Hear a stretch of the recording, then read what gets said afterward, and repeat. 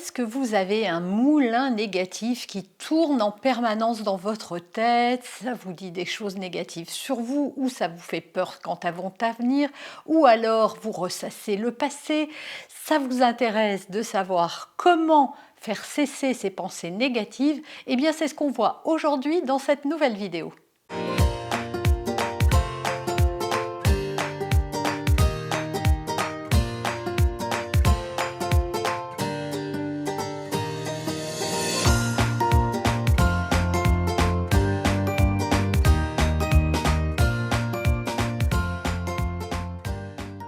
Bonjour, je suis Noémie de Saint-Cernin, votre coach en développement personnel et en parentalité. On va parler pensées négatives. Je réponds aujourd'hui à la question de Sylvia, que je remercie. D'ailleurs, si vous aussi vous avez des questions dans les commentaires ou il y a un lien spécifique, si vous ne voulez pas laisser votre commentaire à la vue de tout le monde, vous avez un lien dans la barre d'infos. Cliquez ce lien boîte à questions et vous pouvez poser des questions de manière plus confidentielle. J'y répondrai dans une vidéo, sauf si cette question est trop spécifique, c'est-à-dire que si elle ne touchera pas un large public, puisque le but ce n'est pas de faire quelque chose de trop confidentiel, mais de pouvoir aider un maximum de personnes. Donc aujourd'hui, je réponds à la question de Sylvia qui demande comment faire cesser les pensées oppressantes, dit-elle. On va parler donc de pensées négatives. On en a tous dans notre tête. En fait, on va faire un petit point sur votre cerveau et sa façon de fonctionner. Il faut savoir que vous recevez un nombre faramineux d'informations. Je crois que c'est plus de 60 000 pensées qui arrivent dans notre cerveau en permanence. Vous imaginez bien que si on portait attention à tout ça, on deviendrait fou. On aurait comme une voix qui ne s'arrête jamais dans notre tête. Donc notre cerveau va avoir des stimuli, qu'ils soient visuels, auditifs, etc. Tous nos sens vont envoyer de l'information qui va générer des pensées.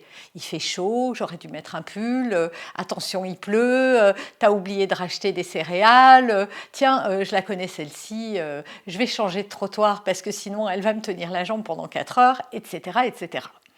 Donc ça, c'est des pensées informatives. Il y a aussi les pensées jugeantes. Tu t'es vu ce matin et puis tu n'as pas su répondre et puis voilà, tu es encore en retard, c'est de ta faute si tu t'étais levé plus tôt et puis tu as encore craqué sur ce 4e dessert alors que ça fait 4 jours que tu t'es dit que tu n'en prenais plus. Voilà, tu as des pensées négatives. Il y a des pensées qui vous font peur aussi. C'est-à-dire que vous êtes dans un environnement totalement sécurisé, comme moi en ce moment chez moi, et vous pensez à peut-être qu'il y a un cambrioleur qui va venir, tiens, je ne sais pas, un tel est fâché parce que la dernière fois, ou vous vous stressez pour votre travail, ou vos enfants, ou peu importe. Ça vous parle, toutes ces pensées qui tournent en boucle. Votre cerveau va avoir besoin de trier les informations que vous allez entendre et celles qui vont passer inaperçues, et pour lesquelles d'ailleurs il sait gérer. Et donc, comment sait-il quelle pensée il doit vous rendre consciente pour vous? Eh bien, simplement en portant attention à ce que vous faites, à comment vous réagissez aux pensées qui arrivent. Plus vous allez leur accorder de l'importance et plus votre cerveau va vous les servir et vous les resservir encore, encore et encore. Donc, première chose, avoir conscience que ces types de pensées sont tout à fait normales. Il y en a des positives aussi, j'en ai pas parlé. Un autre type de pensée est très positif. Par exemple, je suis heureuse, tiens, j'adore aller me promener, ça a l'air tellement délicieux, je passe un tellement bon moment, c'est bon de pouvoir me détendre dans mon bain, etc.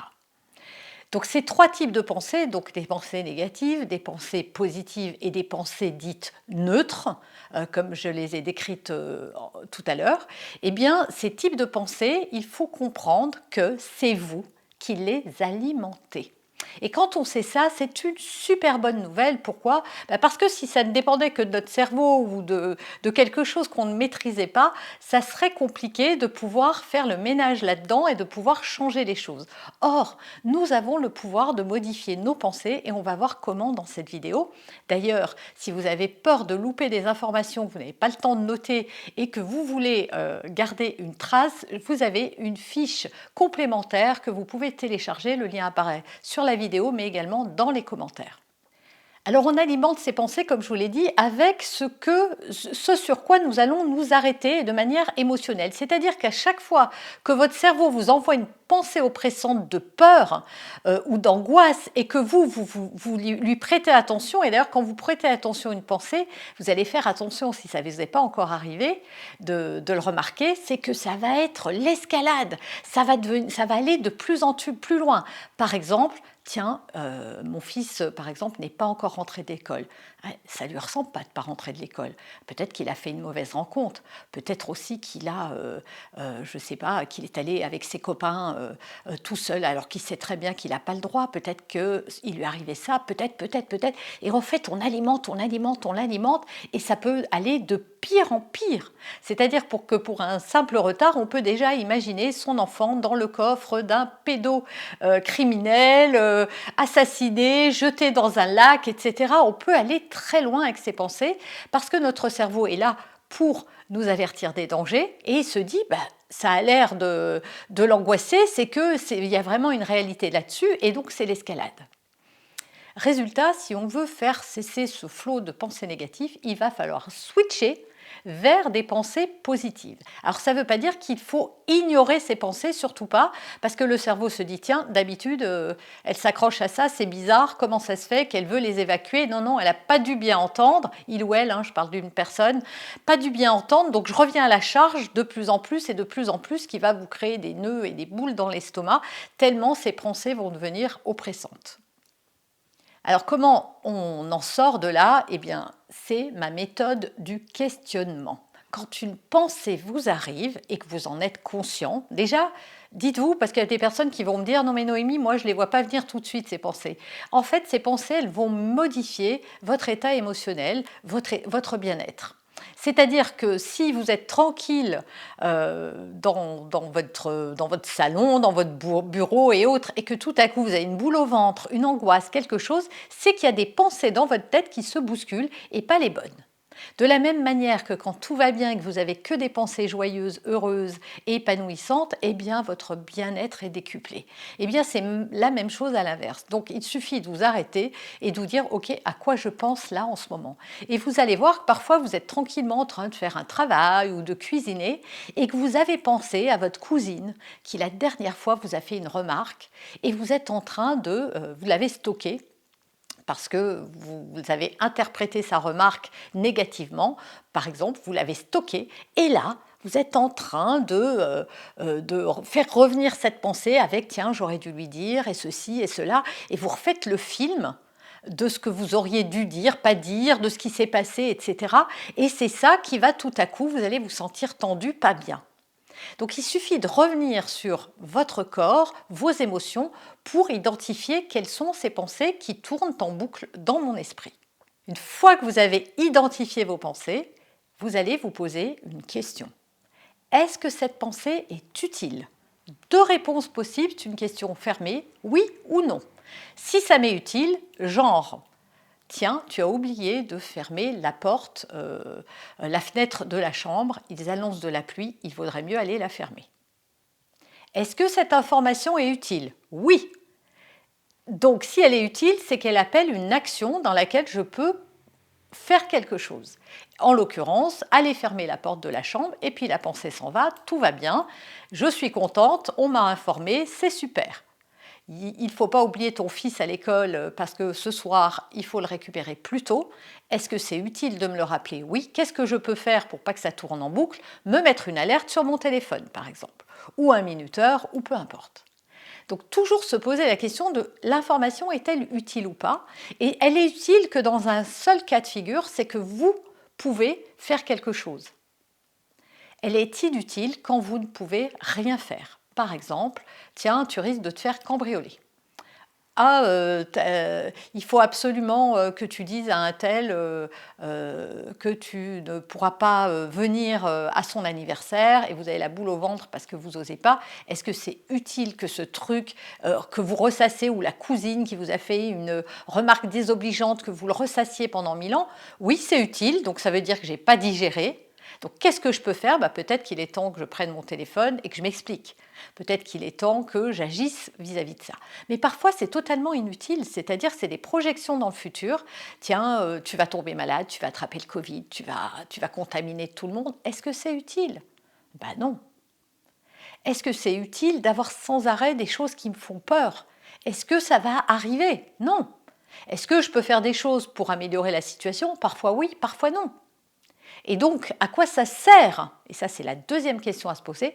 À quoi que ça sert que j'entretienne cette pensée? Si elle est inutile, à quoi ça sert que je la garde? Et donc, pour toute pensée négative qui arrive, c'est enregistrer l'information. Ok, je risque de me faire cambrioler. Ou j'aurai jamais assez d'argent pour payer, pour arriver à la fin du mois. Est-ce que c'est utile de le savoir? Non, parce que à part faire plus attention, mais peut-être que je fais déjà attention, ça n'a pas grande utilité. Qu'est-ce qui va se passer de pire si jamais je finis pas le mois? Est-ce que j'ai pas des ressources? Ça peut vous permettre aussi d'aller chercher vos ressources. Et ça, c'est la question à vous poser. Qu'est-ce que je peux faire? C'est ce que je vous dis. Est-ce que vous pouvez mettre des actions en place et de la laisser passer? Et si jamais vous ne pouvez rien faire, que c'est comme ça, que ça ne changera pas, vous ne pouvez qu'accepter la situation en disant oui, cette situation est douloureuse, mais je l'accepte. Et passer à autre chose, parce que ça ne sert à rien que je rumine. Par exemple, si vous avez peur de la solitude, de finir tout seul et que ça vient en boucle vous terrasser constamment, c'est de dire ok, déjà, comment je peux faire pour être bien dans cette solitude? Et qu'est-ce que ça peut faire de savoir que je resterai peut-être seule toute ma vie? Tant que je ne l'accepte pas, je serai malheureuse. Donc il vaut peut-être mieux accepter et voir comment je peux tirer parti de ça. Et il y a toujours un côté positif en fait. Et c'est ça qu'il faut chercher. Qu'est-ce que ça a de positif d'être seule? Et ça, souvent, les personnes qui vivent avec la souffrance de ça ne voient pas ce côté positif. Mais il y en a forcément un. Demandez aux gens qui ne sont pas seuls, ils vont vous trouver des tas de choses qui sont positives à être seul. Par exemple, de rendre des comptes à personne, de faire un peu ce qu'on veut, de traîner en pyjama toute la journée si on a envie, de ne pas faire à manger ou les courses, de laisser traîner ses affaires, etc., etc. Il y a toujours deux faces à une pièce et il suffit de trouver la bonne face pour faire changer ses pensées. Donc en switchant du négatif au positif, c'est comme ça que vous allez retrouver du bien-être. Alors attention, si vous n'êtes pas habitué à le faire, votre cerveau va se dire tiens c'est bizarre, il va être intrigué parce que vous ne réagissez pas de la même manière. Donc il va falloir persévérer pour que ça s'arrête. Et ça, c'est important. Dites-vous que vos pensées, pour vous donner une analogie, c'est un petit peu comme quand vous allez sur Google et que vous tapez une recherche. Vous faites une recherche et vous tapez des mots-clés dans Google, comment arrêter d'avoir des pensées négatives, par exemple. Google va vous remonter toutes les informations qui se rapportent à ça. Si vous intéressez tout à coup à une voiture et que vous cherchez des informations sur ce véhicule ou sur un voyage ou sur un pays ou sur un métier, Google va vous servir dans toutes les premières pages de recherche des informations qui s'y rapportent. Eh bien, votre cerveau, c'est pareil, il va aller chercher les informations qui vont avec votre état émotionnel. C'est donc en changeant l'état émotionnel dans lequel vous êtes que vous allez pouvoir changer ces pensées oppressantes. Parce que reconnaissez tout de même qu'elles ne servent à rien. La peur n'évite pas le danger. Ce n'est pas parce que vous vous dites des choses oppressantes tout le temps qu'elles vont arriver nécessairement ou qu'elles n'arriveront jamais. Donc dans un cas comme dans l'autre, ça ne sert à rien et il suffit juste de vous en convaincre. C'est une petite gymnastique, mais je vous assure qu'en la pratiquant régulièrement, vous allez voir des résultats. Voilà, j'espère que cette vidéo vous aura été utile, qu'elle va vous permettre, et surtout à Sylvia, de chasser ces pensées oppressantes. Vous avez plein d'autres vidéos sur comment éloigner les pensées négatives, comment gérer ses croyances, etc. sur ma chaîne. Je vous invite à faire des recherches dans la barre de recherche de ma chaîne pour retrouver tous ces contenus et aller encore plus loin, télécharger la fiche récapitulative. Dites-moi dans les commentaires ce que vous en pensez, comment vous faites-vous pour chasser vos pensées négatives, pour en faire profiter cette communauté. Likez et partagez, et moi je vous retrouve très vite dans une prochaine vidéo.